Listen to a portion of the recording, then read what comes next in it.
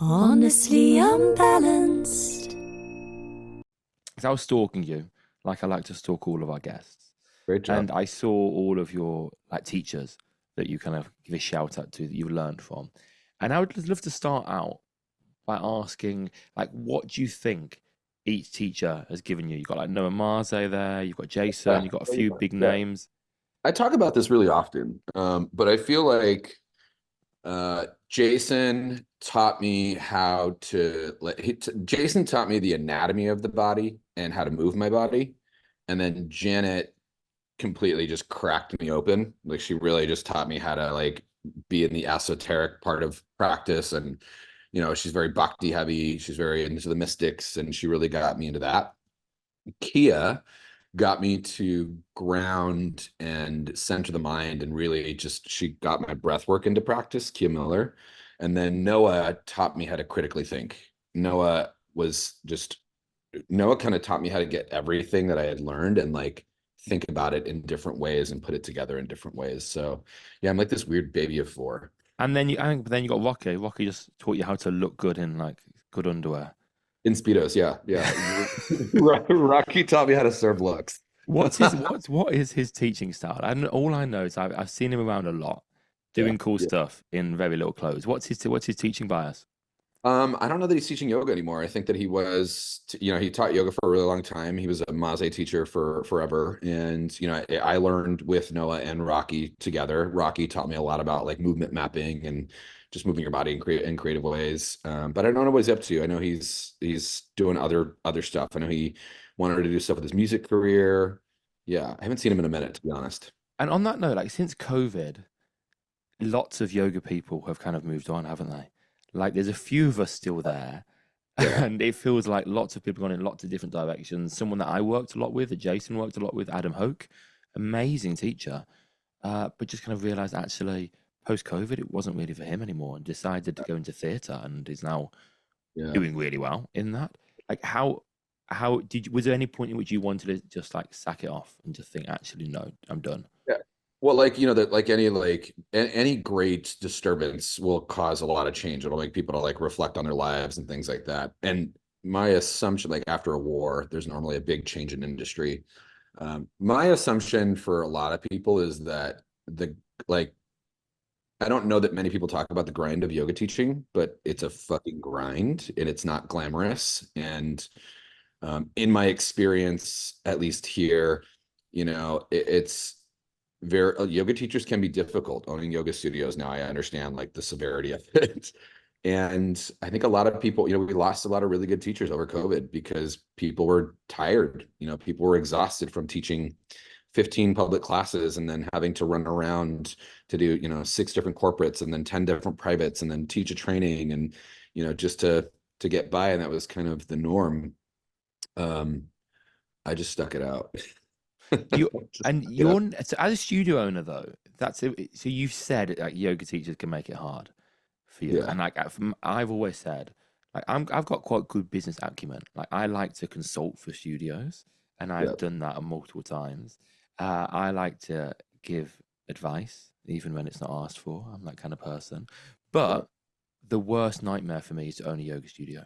I've Yeah. always said I've never in a million years want to manage yoga teachers.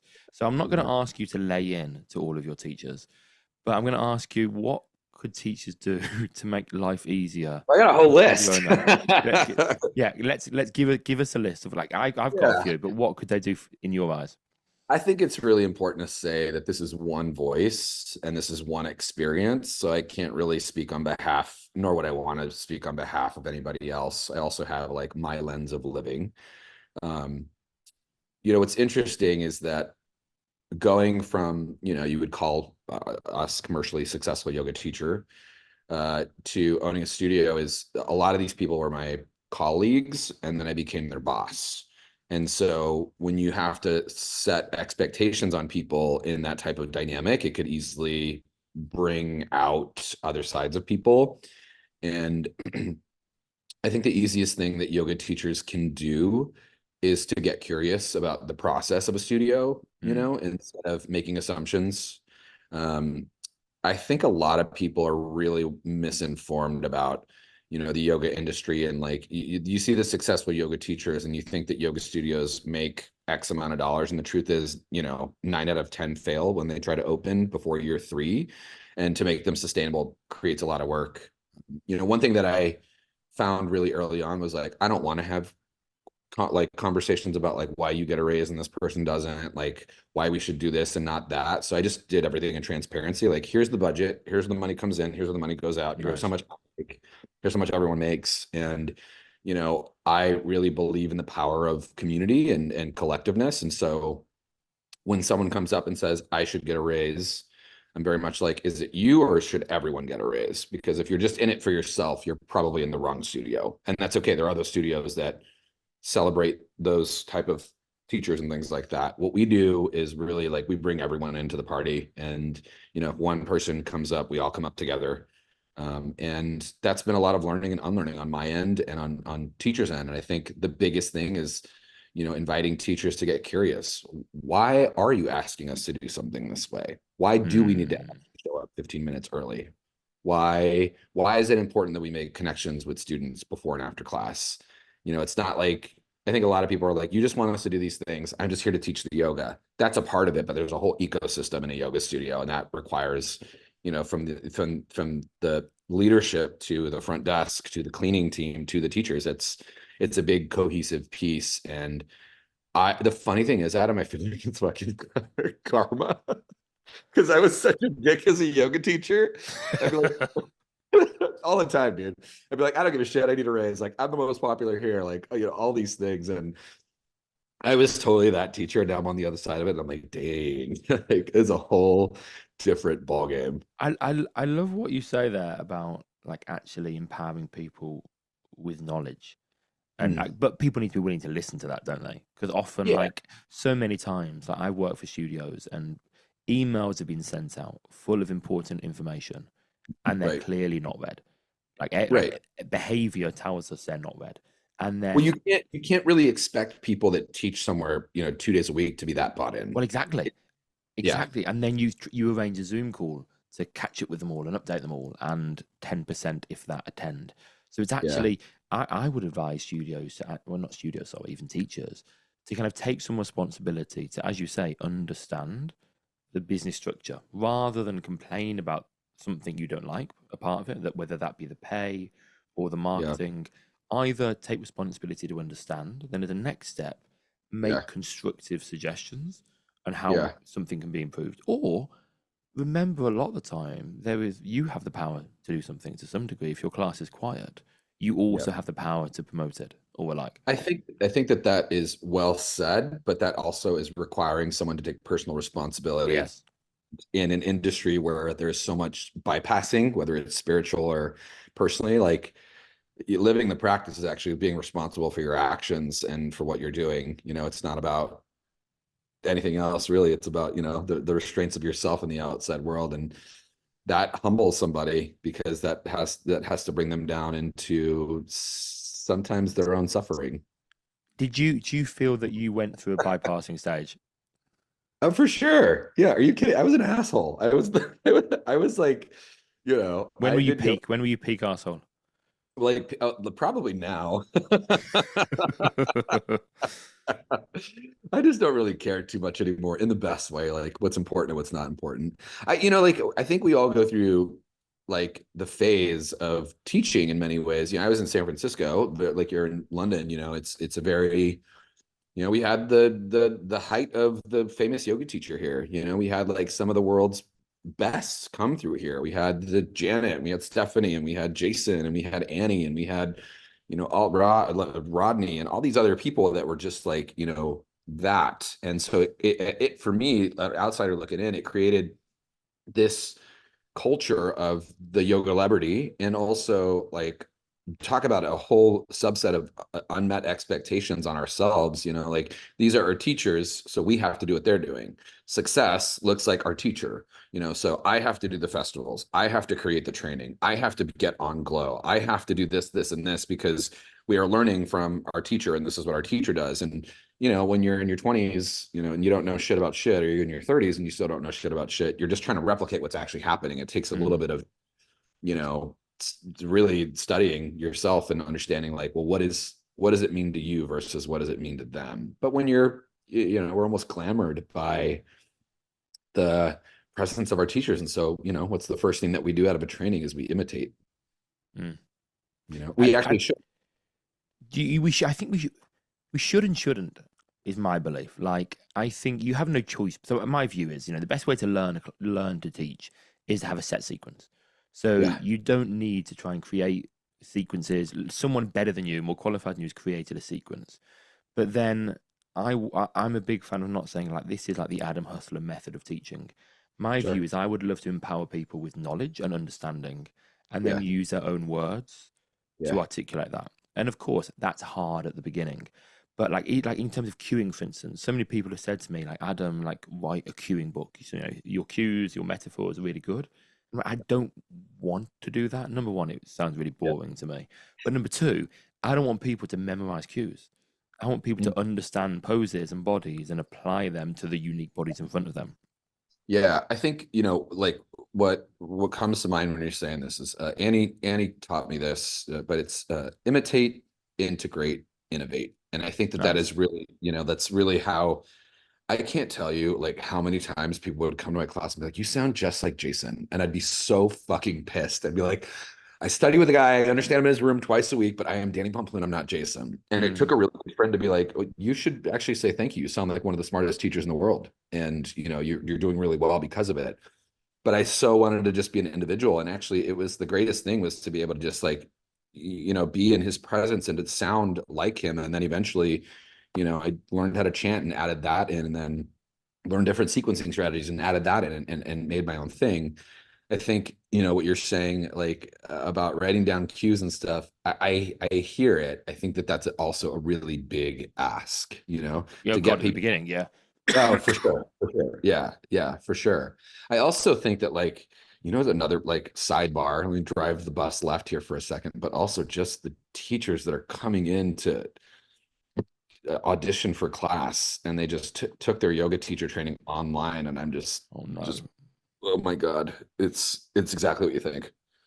It's just yoga. It's such an in-person transmutable experience without some previous experience that people are, somebody came in and did their audition and bought a teacher training for like $300 online, 200-hour pre-recorded content, and then came in to teach yoga and had never taught to a real human class. Oh my god!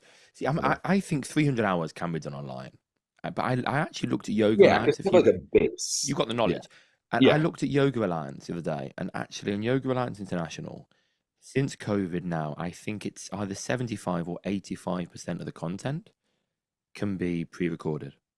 Yeah, I don't really understand what the do. I don't really understand what they govern. Yeah, they're better than the UK one. The UK one is a bit farcical, but I appreciate some of the work they do, but it's just really interesting how little needs to be done online. No, sorry, in person or even live in person. And I would advise anyone against doing a pure online 200-hour training. And a bigger thing is community. Like we're in the middle of one at the moment. A big one is like 35, 40 people. And just a community that's being built is wonderful. And then seeing them come to your class with the program, seeing them go for coffee together, them having a puja, not led by me. Michael Wong led the puja. I'm nothing against pujas, but Michael Wong and I play kind of like yin and yang when we cheer. Okay. I think you know Michael, don't you? I think. Yeah. So he did the puja, and it went really well. And there's emotions, and I think that's a really special thing of a 200-hour training. You want it to be long enough that there is time for to like truly learn and to integrate knowledge. Yeah. But also you want it to be kind of short enough to have this kind of intense, unique, life-changing in a way experience. Yeah, it's definitely. I mean, if you do it right, I think it's life-changing. If you have the opportunity, I think, in a training to change your life. If you fully, it could be the $3,000 program or it could be the $3 million program. And I think it's always the earnest is up to you. What did you plan to do before yoga? Before you started this as a career, what did you think you were going to do? Cocaine and booze. That's what I did before. And what was going to be funding the cocaine and booze? I don't know, but I was going to figure it the fuck out. So was teaching yoga like the first kind of proper career, as it were, for you? It was. It was actually, so I found yoga. I don't know how much of my story you've read, but I found yoga on accident. I had a failed suicide attempt, and I was in nightlife and bars for most of my 20s, and I found yoga through loss, and I didn't really get it. I was just kind of moving my body, but I had made a promise to my roommate at the time who stopped me from dying, which was, knock on Nice. wood. Um, but I made a promise to them that I would show up. And I think that on this side of it, whether we like it or not, the yoga is doing its thing. Whether we are intentional about it in class, it's still going to work its magic. And I started scrubbing toilets for like a year. I scrubbed like 9 toilets twice a week to get free yoga. And then I was working at the front desk, and then they were like, "Hey, we don't do these trade programs. You got to do teacher training." And I couldn't afford it. And they were like, "No, we're paying for you to do it." Nice. And I didn't really see what they were doing, obviously, but yeah, as we do as teachers, they saw something in me that I didn't yet. And before training was over, they're like, you should start teaching yoga. And I was like, okay, fine. And I just had a lot of fun with it. It was just I just had fun. It was so different from my world. My world is very just drugs and booze and sadness and just this very depressed cycle of life. And yoga was not that. So I don't know, it could have been running, it could have been underwater basket weaving, it could have been anything else, but it happened to be yoga, and it had the spiritual side that I really just, I've always believed in if your phone can get pictures, through space, there are other things I cannot see. I believe in that. I always have. And it really it blew my mind away when I was 29 and I came to San Francisco, and I went to the Yoga Journal conference, and I took Shiva Ray, Stephanie Snyder, Judith Lassiter, and Jason Crandall. And I was like, there's something bigger here. There's more to this than I think that there is. And I loved Jason. He was just so cool. He was like approachable, and he talked about skateboarding. And I was like, I do that too. Okay, like you're cool. I can do this. And I found another training here in San Francisco at Yoga Tree, and I flew up for a week. And then I had some family stuff go down, so I had to reschedule it. But I just started falling in love with it, and I was okay in life, and then I felt depression come back. And one of my mentors at the time, I was like, I feel like life is getting scary again, and she said, I think you need to pack your bags and move to San Francisco and become a yoga teacher. And I was like, I think that is a great idea because I don't have another option. And so I moved to San Francisco and became a yoga teacher, and haven't looked back. The rest is history. I'm gonna try and channel Holly now. I think Holly would Cool. ask some more spiritual questions here. Do you Mhm. think you manifested it in some way? Was there a guiding force for you? Yeah, Holly, I Holly, mean, if you're listening, maybe that's not what you'd have said. I think that, I mean, of course I manifested it, right? I brought it to life. Was there a guiding force? Absolutely. And what do you For believe sure. that is? Um, I mean, what would I call it now, or what would I have called it then? What I would call Both. it now.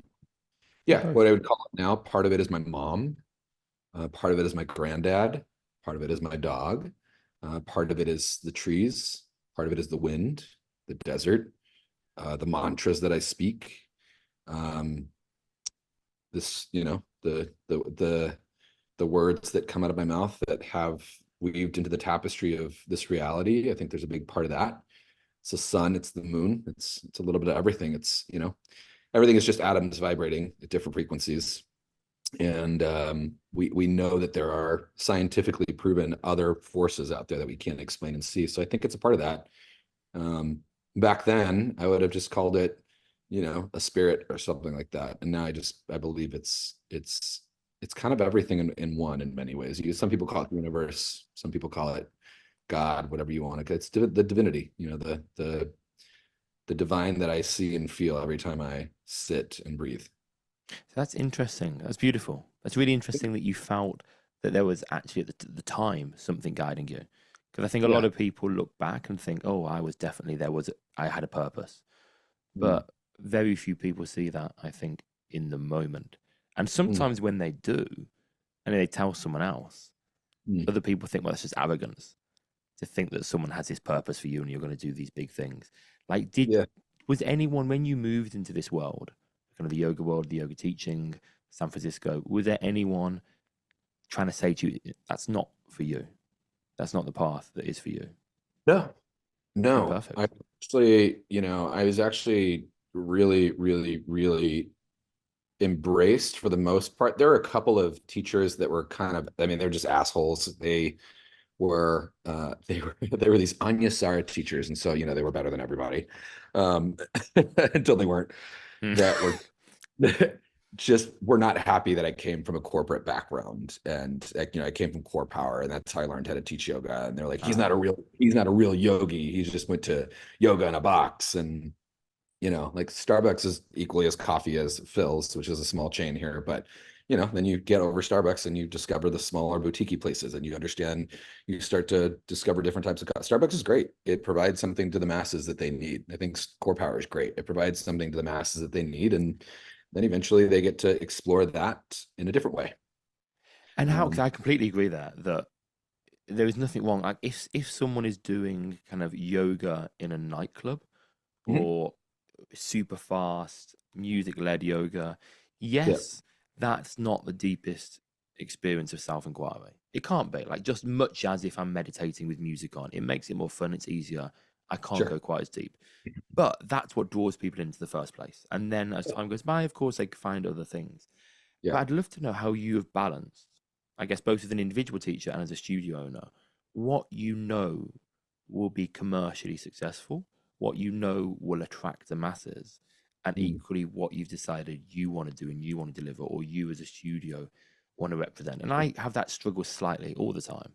And I know, Yeah. like, if I just put the music up in my class, if I move a little bit faster, if I add a few more arm balances, if I did more cool stuff myself instead of just walking the room, then Mhm. more people would probably come to class. But it also, for me, at this stage of my life, I don't care that much. I want to teach what I want to teach. Yeah. Yeah, I mean, I don't run the studio. We don't have like a methodology of teaching at home. And I don't tell teachers what to teach. I just let them I hire people that I think are incredible and live the practice. And I just want them to share from what they know. I think Hatha is just as important as Nidra, is just as important as Vinyasa is, they meet you all at different places. So there's that. My own personal branding stuff, same like you. I don't really care. I don't really teach chaturanga parties anymore. I barely even do them. It's kind of interesting that I teach yoga like I only teach once a week now. Oh, wow. And I don't do half the things that I teach anymore. I'd actually rather take everyone inside the yoga studio to the gym and like get them in there and then go back and maybe do some more like deeper yin stuff and some more breathing. And that's kind of what my jam is right now. However, I still have a really deep connection and passion to movement and I'm embodying movement in different ways. Um, every time I leave a yoga class now, my body tends to hurt a little bit. And when I leave the gym, I feel great. And I also practiced for like 20 years, just yoga. And it's not the end all. I think everyone should know that yoga is not the only movement. And I think that it would be a shame if we only express our bodies through one movement. To answer your question, it's like, I think I don't really give a shit about the loud music. And, we're not a hot yoga studio. We don't have heat blasting in the room and I don't have any gimmicky thing. Listen, we just like provide really good yoga. And if you want to come learn some really cool shit from some people that have studied really deep, come do it. If you don't, that's okay. There's a yoga studio right down the street that does the loud music, that does the heat. And I think they do it really well. I think they're actually one of the best. And I'm going to let them do that. And I'm going to let us do what we do. You know what I mean? And this teaching one class a week, what was the motivation behind that? Was that to free up time for the things? Was that because you kind of were giving too much of yourself in it? What was the reason? Yeah, I mean, I just had two babies back to back, right? One's called the mission location, and one's called the hate location. And I was exhausted, it was like like if you can run a yoga studio, you can really do anything in life. But it's a lot of work. It's so much work. And I literally just had a team meeting on Monday or the week before rather, where I told everyone, like, my passion is not to run yoga studios. I could give two shits about this in many ways. My passion is people and the practice. and I get to practice and people through the ownership of the studio. If I had it my way, I'd just be teaching still, and I would be a full-time teacher, and I would probably have, online programs and retreats again and things like that. And I do some of that stuff, but the operations of the business require so much that I had to decide what was going to float, the studios or my own personal thing. And I think that the community needed this way more than I needed this. I can go back to this anytime I want to. Yeah. And then Yeah. community, what? Because community, it sounds like most yoga studios should naturally have community. And at least in the Oh, city I live in, that's not the case. Like there is, yeah. it's hard to cultivate. The ones that I see most easily have community are the ones that are in smaller residential areas Yeah. out of the city where people tend to talk to each other. Like Yeah. I'm teaching at a CrossFit gym at the moment, solely but partly because I wanted membership, and partly Right. because I'm in a new area and I identified the CrossFit gym is social. And Right. so when people come to the yoga class, they're talking to each other, everyone's just standing around, there's weights everywhere, having a chat, and then I teach yoga. But there is a Yeah. clear community. Whereas in a Yeah. bigger studio, because it's the popular, it's also transient. People come, people go, people appear. There's no obvious communal space. When that class ends, another 4 classes are ending at the same time. It's all Mhm. kind of everyone's blended together. Yeah. There is no real community, and I think workshops etc. have died down a little bit. There is less yoga community in London to some Mhm. degree because Mhm. it's not the same pocket of people going to all the guest workshops. Everything's Mhm. kind of evaporated a little bit and kind of dispersed. So I'd love to know like how you feel you've managed to build community. I know you've got a bit of a niche to some degree in terms of how it's run and who it's run by and who's teaching, but it still served everyone. So how did you Yeah. find community? Yeah. I think there's a couple things, like the first is I don't think it's just London that's experiencing the lack of people going to yoga. It's so everywhere now, and there's so much of it online that I think the relationship with yoga has really changed for a lot of people. Community, it's probably the biggest piece of feedback that we get is that you can actually feel our community. And I think it's actually what we do best, truly.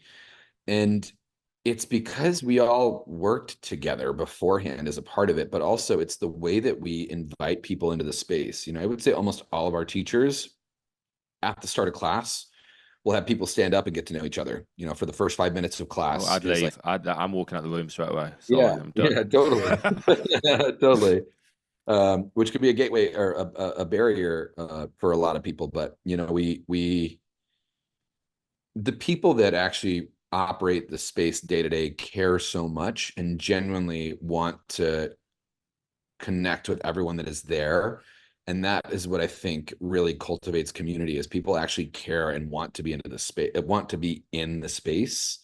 Um, and our teachers are just fun. I mean, I'm like so grateful to like have just an amazing crew of teachers who are just really good human beings. I've known a lot of them for a long time. Some of them I haven't, but they're just good people, and they have awareness and they care about yoga and the people that are in the room. And so naturally, I think that also creates a sense of belonging and a sense of ease when you're in the space that you can strike up a conversation or you can talk to the person next to you or whatever the case may be. And then we also have like a ton of just community events. That's a big thing for us. We just had a big community drive last Saturday. There was like with live music and there was food and there was some beverages and we did a clothing swap. So, anything that didn't get donated or rather didn't get swapped got donated, and we ended up donating like 30 bags of clothes to those Oh in need, wow. which is cool. How's So the closing shop work? Is it item for item? Was it kind of you dump your load at the beginning and then you yeah, grab what you you can need? like just dump your stuff and grab what you want and go to town. Like it's like a thrift store with no money.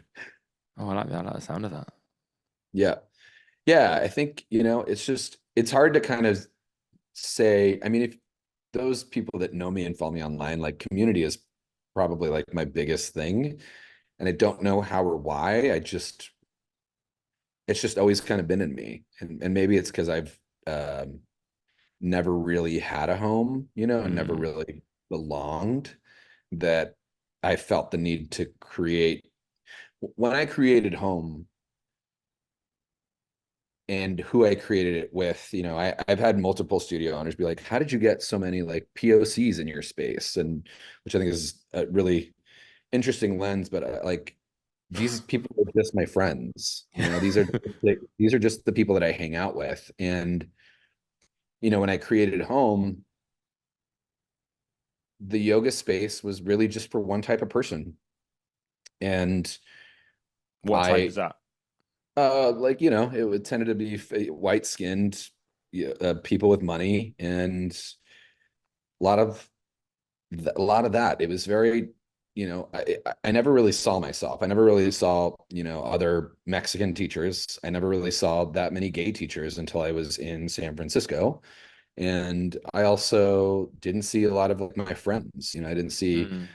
women of color teaching. I didn't see a lot of men of color. I didn't see a lot of anything. It was just, like the famous yoga teachers are mainly like white and straight. And I didn't really see a lot more of that. And when I created the space, I think naturally because I'm queer and I'm Mexican and I, present the way that I do, that naturally made it different. And then I took, my friends along the journey and wanted to just give people that didn't have space to teach and slots that they probably would have never gotten.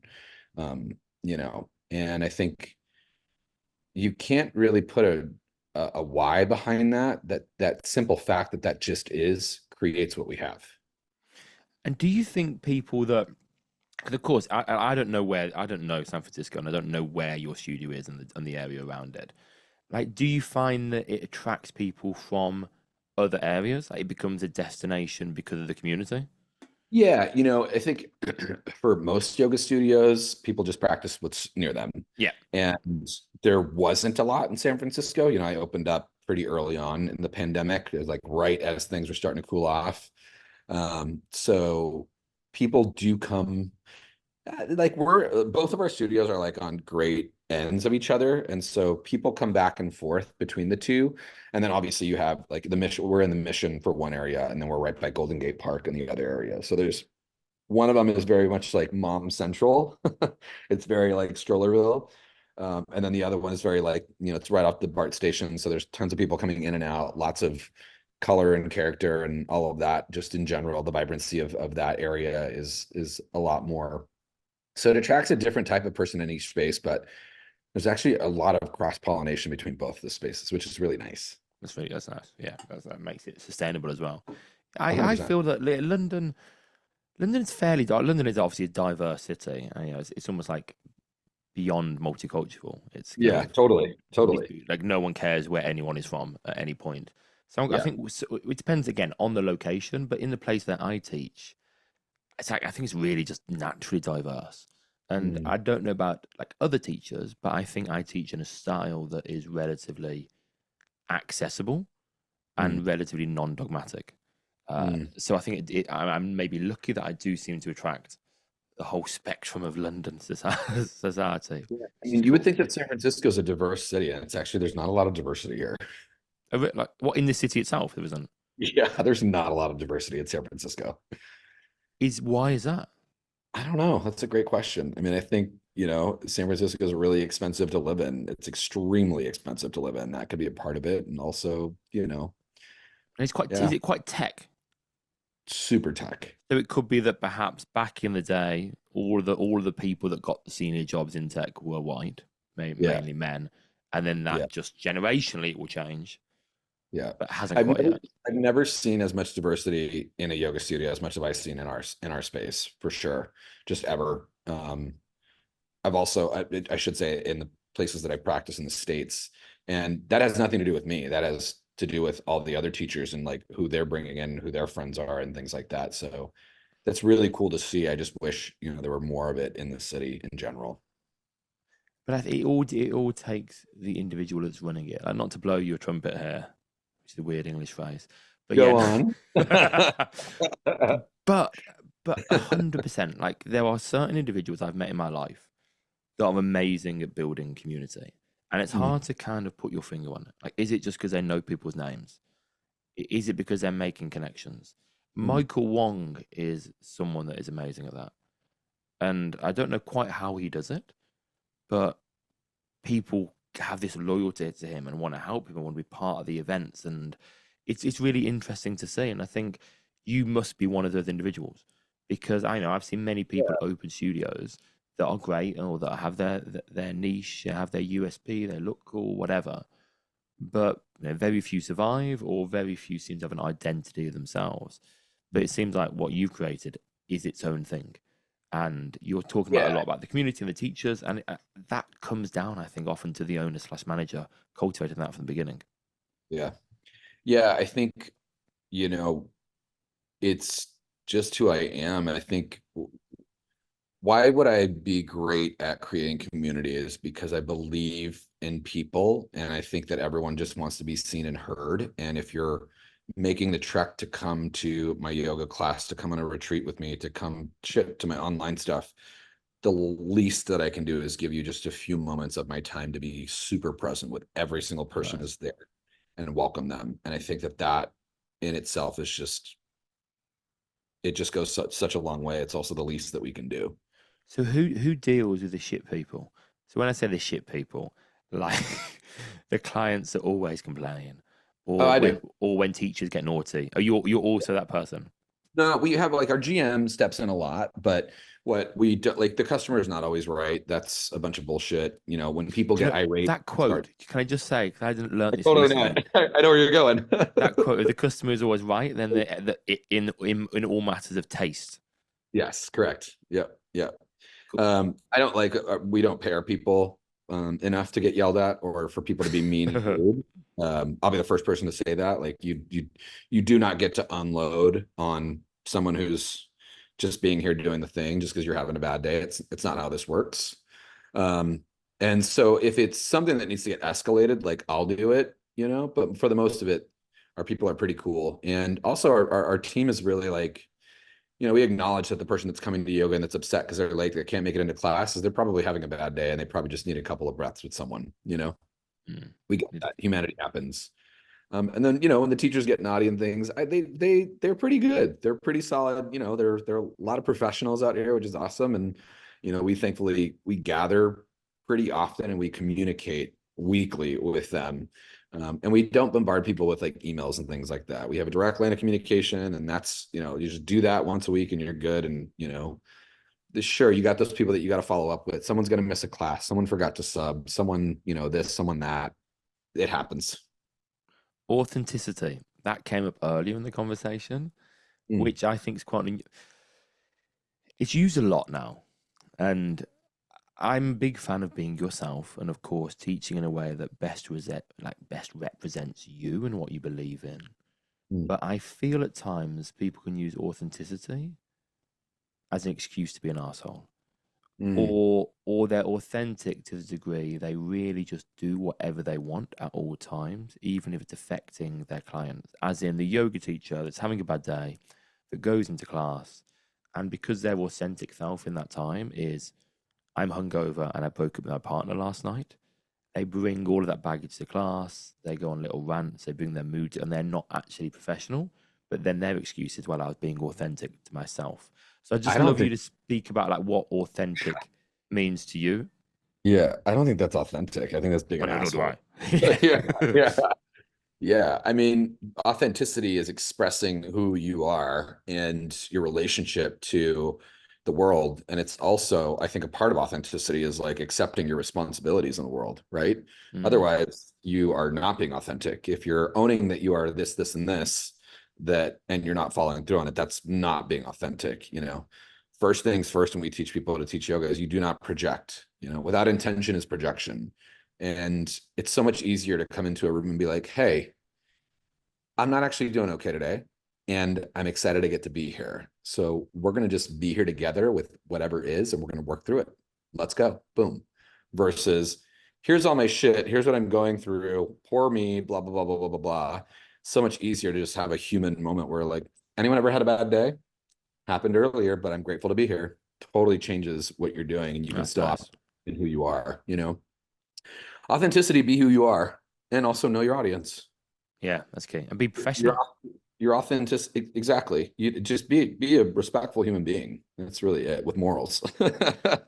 What do you want more of in your life at the moment? Hmm. What do I want more of in my life at the moment? That's a great question. We were talking about this before we started recording, but I just got into a car accident on Monday, and I'm just so grateful to be here today. It's quite what I'm feeling. And I think, while the car accident was shaky and everything, I'm so grateful to just be in my body and to be in my breath. And what I want more of in my life right now is my practice. I think that my practice has changed and evolved. And there's this big side of me inside. It's like a part of my soul, I would say, and it's taken a back seat for a little while. And I've had to, and it's hurting, and it's sad, and there's grief behind it, and all I want to do, and I'm staring at it right now, is looking at my harmonium, and all I want to do is just sing and chant and just take up space and be loud and really move my body in big ways and be touched in that, be with the kundalini, the activation of the experience of living life through the lens of the practice. I think is really what I'm craving a lot more of. And sometimes it's hard to do that when you have to edit payroll and think about Mm. strategy and change the schedule and fix the program and the next marketing thing and it's hard. And I don't know, I think that there's a part of me that's craving it and it's missing it and it's coming back, and that's what I want more of. Thank you. And Yeah, it takes that kick of mortality yeah. to do that sometimes, doesn't it? To remind us something that the Victorians used to wear. What's it, memor mortis, uh, Mm, whatever I think, and I wear one, memor mortis, uh, mhm, just to kind of remind myself that life is mhm, short, and mm, I guess for you it took that near death experience. For me, actually, it was life. It was the birth of my son, mm, and then the quickness of his growth that made mm. me realize actually, I am getting older. I don't have all the Adam, time in the world. what I would say to you though with this is like, like I hear that a lot. Life is short, and I kind of push back on it. I think life is long. Indeed, yeah. So Life long is as you want to long. make it, life can you can fill it up, but it's maybe it's less life is short, perhaps is the way to consider it. But life in its Is current form isn't yours and right. isn't infinite and Yeah. can be taken Yeah. at any point. So while Yeah. you are here, while you have the, we're taught to live in the present moment, and the future is all fantasy, the past is rumination, and Mm, all that is certain is the present moment we have, and we don't mhm, know the cards it will get dealt in the future. So if you mm. want to make the most of the future moments, then we need to take steps. Yeah. Yeah. I agree. I'm just grateful to be here today. Right. And do you think this is, although you've identified what you want more of, do you think this near death experience almost will make you actually take action to do those things? Yeah, I think I've already slowly been taking action. I've had a really serious, conversation with my team. Like, listen, this is not my passion, and I did what I felt needed to happen in the moment, and this needs to be. It is bigger than me, Mm, and I'm ready to fully kind of step back into my soul's work and my teaching, and the teachings I have now are so different than what I used to teach. It's a lot of sitting and breathing. That's really all I want to do now with people, is just sit and breathe with them and teach them that practice and those tools, and the spaciousness that it creates and the regulation that it creates, I think is so incredible. And there's just a lot of different things I've learned along the way. The studios have been such great teachers and have required me to learn these new tools. And mm. yeah, I think I'm ready for that. And I do believe in the divine's plan. And so I'm not going to force anything anymore. If it's flow, it's a go. If it's force, it's definitely not for me. It sounds like you've got so much more to offer in new, Yeah. exciting ways. Yeah. We'll see. And shifting gear slightly because we're almost out of time. I'd love to Yeah. ask some shorter fire questions now. So gym wise, Hmm.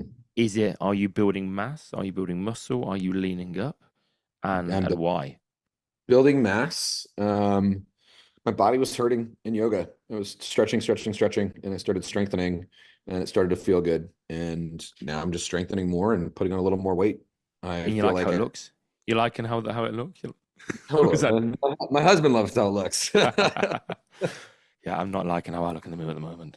Yeah, I wasn't you gonna say anything, but I need to crack on with that. And then, is there anything that you've read, watched, or heard lately that has motivated or inspired you, or made you think in new ways? yeah, let me look it up actually. This is a really is really powerful for me to read. Some of it I was like, "Bah," but for the most part, I really loved it. It's The Big Leap by Gay Hendricks, and it's expanding your capacity to feel good. So, what is that? Is that a book or what? Yeah. It's a book. Sorry, Yeah, it's a book. book. Yep, it's The Big Leap The by Big Gay Leap. Hendricks. Yeah. And Okay. it's expanding your capacity to feel good, which is something I'm doing right now, is being Have you okay with. completed it, or are you in progress? Oh yeah. No, I've completed it. Yeah. Cool. And can you tell us all a little bit about where to find you and what's going on for you? Yeah, I think the easiest is you can go to my website or Instagram, just dannipomplun.com or at Danni Pomplun. And I'm actually teaching online again this year, which is exciting. I've got a breathwork and meditation thing happening in June. Got a local retreat here in San Francisco in July. My weekly class is streamed online. And yeah, I've got some men's work starting in July, and then I've got another retreat happening in September. So I'm teaching at the Asheville Yoga Festival. Yeah, I'm around. You're My busy, schedule's man. Make sure there's yeah. time for that harmonial and some solo singing too. Oh, it's coming to every workshop. It's coming to every class. Yeah. Awesome. Thank you so much. Thank you. Honestly, I'm balanced.